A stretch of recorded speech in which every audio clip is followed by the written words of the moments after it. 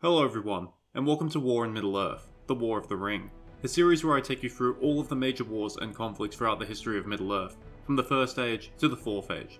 In this episode, we look at the Scouring of the Shire and the Battle of Bywater, the final battle of the War of the Ring. Although small and perhaps not as important as the other conflicts of the Third Age, the Scouring of the Shire proved that nowhere was safe from war, and that the world had now truly changed forever. In the previous episode, we looked at Sauron's final defeat at the Battle of the Morannon, and the subsequent battles that followed. This is an event of monumental proportions, and it will usher in a new era for all of those who live in Middle-earth. The next and final episode will be an epilogue of sorts, that will cover the events that happened following Sauron's defeat. But that must wait for now, because first we must cover events that have been silently happening in Eriador several years now. Yes, oft thought to be a peaceful land unscarred by conflict during the War of the Ring, Eriador actually had its fair share of troubles. These troubles begin in the years leading up to the War of the Ring, and it stems from conflict in other lands and Saruman's increasing interest in the Shire thanks to Gandalf's frequent visits. Saruman's interest in the Shire results in him sending his own men, seemingly Dunlendings but also some half-orcs, to watch the borders of the Shire. For the time being, that's all they can really do, and it's actually beneficial to the Shire for a while, as Saruman's servants actually mislead Sauron's servants who are looking for the location of the One Ring. But this changes in September of 3018. The Nazgul enter the Shire and drive away the rangers at Sarn Ford, leaving the Shire and the nearby Bree land mostly defenceless. When Frodo and his companions leave the Shire in September 3018 and reach Bree, Barlaam Butterbur, the innkeeper at the Prancing Pony, informs them that more men than usual have been coming up the Greenway as of late. Some of these men are legitimate refugees, fleeing places that the War of the Ring has already reached, but many of them are little more than brigands or ruffians from the south who are looking to start trouble.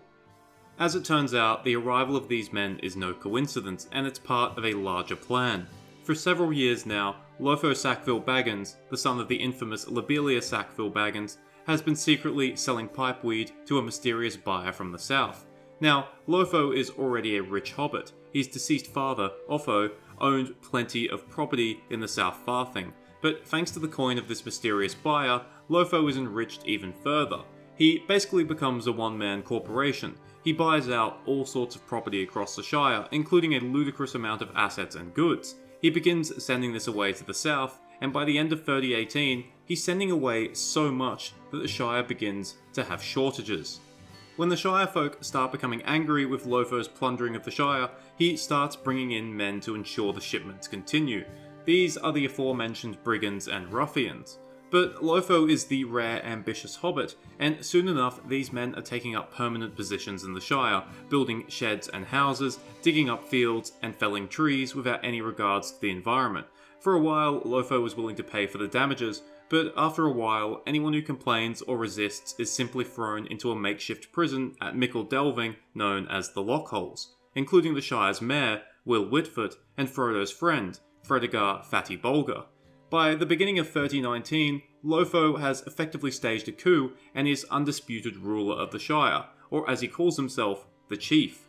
During this time, he militarizes the Shire, greatly increasing the number of bounders, the Shire's watchmen, and building defences at key locations such as the Brandywine Bridge. But there's a catch. Lotho's mysterious buyer is obviously none other than Isengard, and all of these ruffians and brigands are actually in league with Saruman. Lotho is a useful asset, but in reality he's way in over his head and little more than a figurehead, someone that can be used to keep the hobbits in line. Realistically, the Shire has now become a smaller part of Saruman's bigger plan to carve out his own domain in Middle-earth. And the Shire isn't the only target. A similar thing occurs in Bree during the final months of 3018. Many brigands and ruffians, posing as refugees, enter the town, and some of them are already present when Frodo passes through in late September. It's likely that their plans were to simply take over Bree from the inside, much like what happened in the Shire. But the Breelanders are less passive, and shortly before the new year, the Breelanders drive the brigands out of Bree. This isn't the end of it though, and shortly after the new year, the brigands launch an attack on Bree and are let in through the west gate by the traitors Bill Ferny and Harry Goatleaf.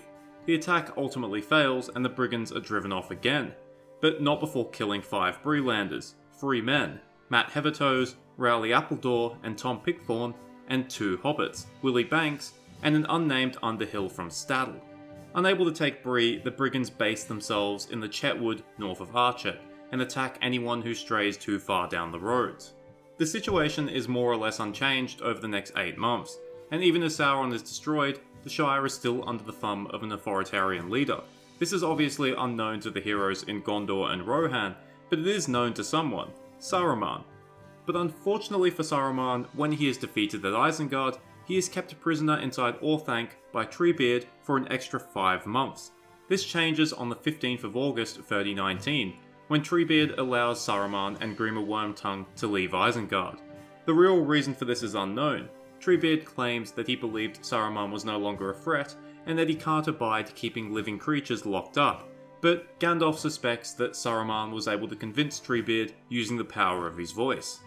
On the 28th of August, a company consisting of Gandalf, Galadriel, Celeborn, the 4 hobbits, Frodo, Sam, Merry and Pippin, and others come across 2 wretched travellers in Dunland, Saruman and Grima. Saruman is full of venom, and his imprisonment has only made him all the more hateful, despite Gandalf and the others attempting to treat him with a measure of respect. Before the company leaves Saruman behind, he gives them an ominous warning about things not being well in the South Farthing. The company continues on towards Rivendell, but Sam is worried about Saruman's words. He's right to be concerned. Meeting his enemies strengthens Saruman's resolve, and his desire to do harm, and he begins heading towards the Shire with all haste. On the 21st, the hobbits and Gandalf reach Rivendell, and the following day, Saruman reaches the Shire. Saruman's arrival proves disastrous for the Shire. Known as Sharky, it quickly becomes obvious that he is the true power behind the ruffians. Lotho is silently removed from power and is locked inside Bag End, and his own mother, Lobelia, is imprisoned in the lockholes after attacking some of his former men. The ruffians themselves now become more violent and accelerate their destruction. Homes and gardens are dug up, the party tree is cut down, and waste is dumped into the streams and rivers. In record time, the Shire is going from an idyllic backwater to an industrial wasteland. Meanwhile, the hobbits and Gandalf leave Rivendell on the 5th of October, after spending time with Bilbo. On the 28th, after seriously taking their time, they arrive at Bree, and meet Barum and Butterbur at the Prancing Pony. He informs them of events taking place in Bree and the surrounding area, and when they leave 2 days later, he gives them an ominous warning. Something isn't right at the Shire. Although they're unsure what has happened, the hobbits are certain Lotho was somehow involved. Upon arriving at the Brandywine Bridge, Gandalf informs the hobbits that he has business with Tom Bombadil, and wishes them good luck in the trials to come. For real, Gandalf is like, my work here is done, time to go. On the Brandywine Bridge, the hobbits discover a gate, manned by several hobbits, including Hob Haywood, a Bucklander sheriff. Hob informs the hobbits that travellers cannot enter after dark, but Merry and Pippin climb the gate anyway, and most of the guards flee. An alarm is sounded, and a man emerges from a nearby house, none other than Bill Ferny. But seeing Merry and Pippin, armed and armoured, he surrenders the key to the gate and flees. As he flees, he is sent sprawling by a nearby horse, Bill the Pony, safe and sound from his journey to the gates of Moria. That night, Hob informs the hobbits of what has been occurring in the Shire, about Lotho, the ruffians, the shortages. However, not all of Hob's men are to be trusted, and at least one rides off towards Hobbiton to inform Sharky of the arrival of the travellers. The next evening, the hobbits are near to the village of Frogmorton, about halfway to Hobbiton, when they come across a barricade manned by a large group of sheriffs. The leader announces his intentions to arrest the hobbits, but Frodo simply brushes him off, announcing his intentions to go to Hobbiton anyway. Frodo has become rather masterful from his experiences, so the sheriffs agree that they will escort him to Hobbiton, but insists that he is still under arrest. This arrest is something of a joke though. The next day, a dozen sheriffs lead the hobbits towards Hobbiton, but Frodo and his companions are on horseback and the sheriffs are on foot, leading from the front. Halfway through the day, the sheriffs decide that they need to rest and eat, so the hobbits simply leave them behind and ride on ahead towards Hobbiton despite the protests of the sheriffs. The hobbits reach Bywater, the final village before Hobbiton, in the afternoon of the 2nd of November. They find a grim sight. The villagers are hiding in their homes, and the famous Green Dragon Inn has been smashed open and is inhabited by a dozen ruffians. The hobbits confront them, and despite their initial swagger, the ruffians flee after seeing how brave and well armed they are. This is despite having a 4-to-1 advantage. Merry warns them that if they return, they will regret it. Speaking of Merry, this is where he takes control. He decides that there's been enough secrecy and now is the time to raise the Shire. He blows his horn of Rohan and begins rallying Bywater's villagers. He sends Sam to a nearby farm belonging to farmer Tom Cotton, a capable hobbit who's been itching for a fight. When Sam returns with Cotton and 3 of his sons, Merry has rallied around 100 hobbits from Bywater, with more arriving from the outlying farms every hour. The sheriffs who had been escorting the hobbits arrive at nightfall, and most of them join the revolt. From Farmer Cotton, the hobbits learn some valuable information. The ruffians have bases at Longbottom, Sarn Ford, Mickle Delving, Waymeet, and Woody End, but their largest base is at Hobbiton, where there are sometimes as many as 50 of them. He also informs them that the ruffians have set a siege around Tuckburrow, as the Tooks, led by Fane Paladin, Pippin's father, have refused to submit. However, despite their widespread presence, Cotton estimates that they number no more than 300 in total, and don't have the numbers or weapons to deal with a proper uprising. With that said, Pippin takes a dozen hobbits and rides off towards Tuckburrow. Shortly afterwards, word is raised that 20 ruffians are coming down from Hobbiton, but a few others have run towards Waymeet. Instead of taking them head on, the hobbits create a trap. Most of them hide, leaving only a few to guard the barricades. When the ruffians arrive, they are goaded in by seeing relatively few hobbits, and march right through into the middle of the village, where they find Farmer Cotton, who defies them. Before they can make a move on him, around 200 armed hobbits appear from the darkness, completely surrounding the ruffians. Merry orders them to surrender, but the leader of the ruffians has another idea. He attacks instead, but is shot dead before he can get close. Seeing how hopeless his situation is, the other ruffians surrender. That night, Farmer Cotton gives the hobbits a more detailed explanation as for what has been happening in the Shire. He explains how things have gotten worse since Sharky arrived. Sharky's identity is unknown to the hobbits because no one has seen him. Likewise, no one has seen Lotho in weeks either. The next morning, the 3rd, a messenger arrives from Tookland. Fane Paladin has rallied the entire country and has driven his besiegers southwards. He has set off in pursuit of them with most of the Tooks, intending on stopping any ruffian reinforcements that might arrive from the South Farthing. Any hobbits that he can spare have been sent back towards Hobbiton under the leadership of Pippin. Next news arrives a few hours later, and it's a little more concerning.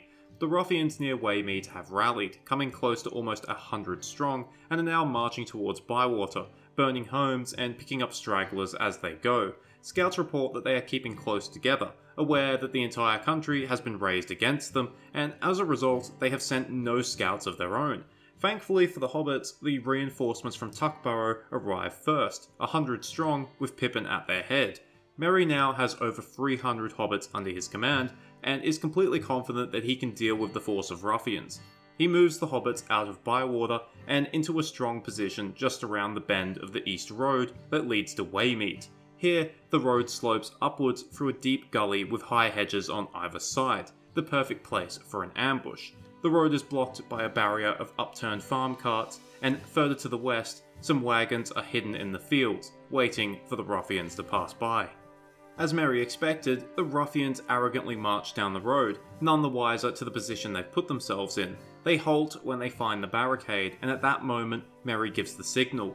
The wagons behind them are rolled into position, blocking the road and any chance of escape. To make things worse for the trapped ruffians, they look up and now realise that the seemingly empty hedges are now lined with rows of hobbits, many of them archers. Merry gives them one chance to surrender, ordering them to drop their weapons and sit down. A few listen, but most don't. The gully bursts into action. A little over 20 of the ruffians at the back of the column attempt to break out through the wagons. 6 are shot down, but the rest push through, slaying 2 hobbits in the process. As they flee out into the country, 2 more are shot, but the rest scatter in different directions. Unknown to them, the countryside is filled with bow-armed hobbits who were positioned for such an event. The remaining 80 or so ruffians in the gully attack up the embankments, and some attempt to climb the barricade. The hobbits shoot down at them or cut them down with axes as they scramble to the top, but some of the strongest and most desperate ruffians gain a foothold on the western side of the road. No longer disadvantaged by the terrain, they go into a frenzy, attempting to kill as many of the hobbits as they can. Untrained and not used to violence, many of the hobbits on the western side of the road begin to waver. Fortunately for them, Merry and Pippin notice this. The eastern bank has fared much better due to their leadership, and having broken the assault upon it, they charge across to the western side. There, Merry is able to slay the leader of the ruffians, which ends their last chance of a successful escape. With the road and banks now filled with the dead, heavily restricting movement, Merry draws off his fighters and surrounds the remaining ruffians in a ring of archers. The battle now turns into a massacre, and as quickly as it began, the Battle of Bywater is over. The end result is incredibly bloody. Nearly 70 of the ruffians are dead, and only 12 have been taken prisoner, only thanks to Frodo urging his fellow hobbits not to execute them. Speaking of Frodo, he has managed to go his entire journey from Hobbiton all the way to Mount Doom and back without killing a single creature. The remaining 20 or so ruffians have escaped for the moment, but they are scattered across hostile territory. Of the hobbits, 19 have been killed and 30 have been wounded. The dead from both sides are buried in mass graves, the ruffians in a sand pit later called the Battle Pit, and the hobbits on a hillside where a large stone memorial and garden would later be built. The battle may be over, but Sharky still remains to be dealt with. Frodo and his companions set off towards Hobbiton with a company of 24 armed hobbits. At Hobbiton, the devastation has been the heaviest. The party tree has been cut down, Bagshot Row has been dug up and turned into a gravel quarry, and the water of the stream is filled with waste. Bag End is intact, but the inside is trashed and full of filth and clearly hasn't been occupied for some time. At this moment, Sharky reveals himself, and it's none other than Saruman, which doesn't really surprise the hobbits all that much. Saruman then reveals all. This expedition to the Shire, his work, it wasn't a real grab at power. It was a work done out of spite, a final middle finger to everyone who had stood against him. Despite this, Frodo is determined on allowing Saruman to leave and never return. The crowd of hobbits is against this, and Saruman tells them that if they spill his blood, the Shire shall be forever cursed. Frodo simply tells them that Saruman is lying, and that he has no true power left. His bluff having failed, Saruman calls Wormtongue and agrees to leave, but as he steps past Frodo, he attempts to stab him in the stomach with a knife. One last, ghastly deed. Instead, the blade is turned away by the mithril coat and snaps, and the hobbits tackle Saruman to the ground. Sam draws his sword and prepares to execute him, but Frodo once again commands that the hobbits allow him to leave. Robbed of his revenge and dignity, an angry Saruman goes to depart. But before he can go, Frodo calls for Wormtongue, offering him mercy, saying that he has done no real harm, and he is a victim of Saruman just as many others are, and that he can stay until he recovers. At this, Saruman laughs and reveals that Wormtongue has murdered Lotho and possibly implies that he ate the corpse. Wormtongue is distraught at this, crying that Saruman made him do it, only for Saruman to kick him in the face. This causes Wormtongue to finally snap, and he suddenly grabs Saruman, slits his throat, and runs. He is shot dead by 3 archers before he can make it out of the lane. With Saruman's death, the War of the Ring is officially over. Saruman's lackeys who were stationed in the South Farthing receive news of Bywater and of Sharky's death, and they quickly flee from the Shire. Merry and Pippin are tasked with the assignment of hunting down the few ragged bands of ruffians that remain in the woods. By the end of the year, these mop-up operations are complete, and those ruffians that surrendered are set free at the Shire's borders. This is the final regular episode of War in Middle-earth. The next and final episode will be an epilogue, focusing on the places and peoples of Middle-earth, their recovery from the War of the Ring, and what awaits them in the Fourth Age. Thank you for watching. I hope you enjoyed it, or at least found it interesting. Everything I want to say can be said in the next episode, so until then, cheers, farewell, and remember, hobbits are like 5-year-olds. They may be small, but if enough of them attack you at the same time, you'll probably still die.